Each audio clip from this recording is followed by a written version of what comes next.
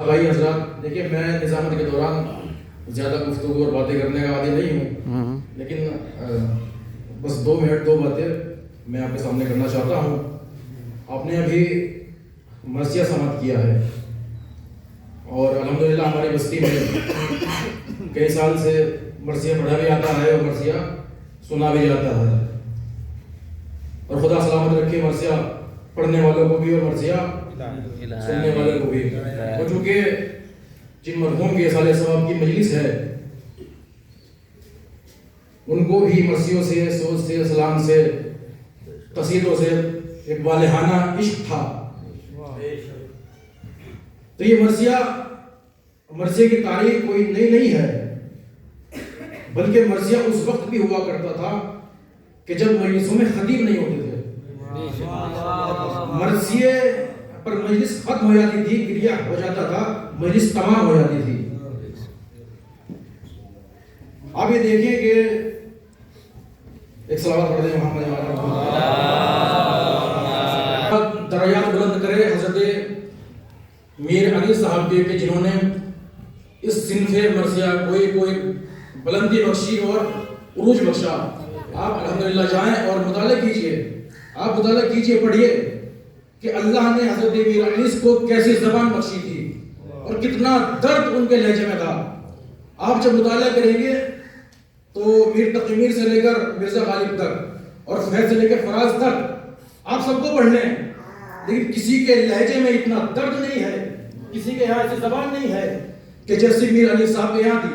میں ان کے 3 مطلب پڑھتا ہوں کیونکہ اصالِ ثواب ہو جائے گا، مرحوم کو اس چیز سے بہت محبت تھی۔ 3 مطلب میں پڑھتا ہوں حضرت میر انیس کے، اور آپ دیکھیں کہ ان کے زبان میں کتنا درد تھا، اور ایسا درد آپ کو کسی کی زبان میں نہیں ملے گا۔ پہلا میں بیت پڑھتا ہوں، ذرا سماعت کیجئے گا کتنا درد ہے حضرت میر انیس کے یہاں۔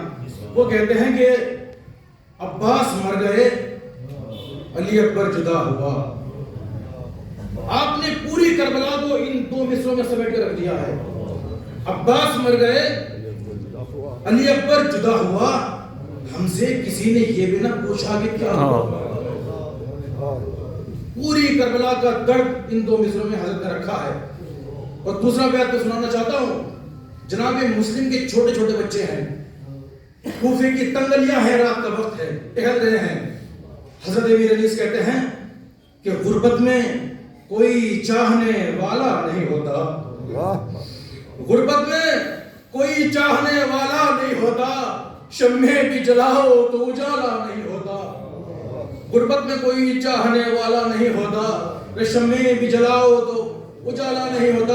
اور میں آخری بات پڑھوں گا، اور مرحوم کے چچازاد بھائی اس مجلس میں تشریف فرما ہے، اور جنہوں نے اپنے بھائیوں کو کھویا ہے اپنے دلوں پر ہاتھ رکھیں، اور اس طرح یہ بیان سنیے گا۔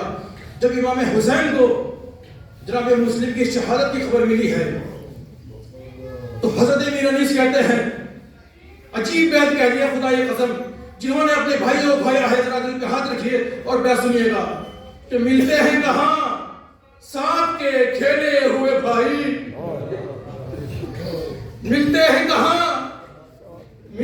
کہاں ساتھ کے کھیلے ہوئے بھائی، افسوس کہ ہم آج اکیلے ہوئے بھائی، ملتے ہیں کہاں ساتھ کے کھیلے ہوئے بھائی، افسوس کہ ہم آج اکیلے ہوئے بھائی۔ ایک صلوات پڑھ رہے ہیں محمد علی محمد پر۔ بھائی حضرات چھوٹے وقت نہیں ہے، اس کے بعد میں اپنے بچپن کے دوست جو الحمدللہ بھائی بھی ہیں اور دوست بھی ہیں، مولانا بھی ہیں، اور اپنی شاعری اور اپنی آواز سے پوری دنیا میں اپنا لوہا منوا چکے ہیں۔ میری مراد ہے جناب مولانا وسیم صاحب اور جناب خرم صاحب سے، میں درخواست کرتا ہوں کہ وہ تشریف لے آئیں اور اپنے کلام سے امید بنوا دیں۔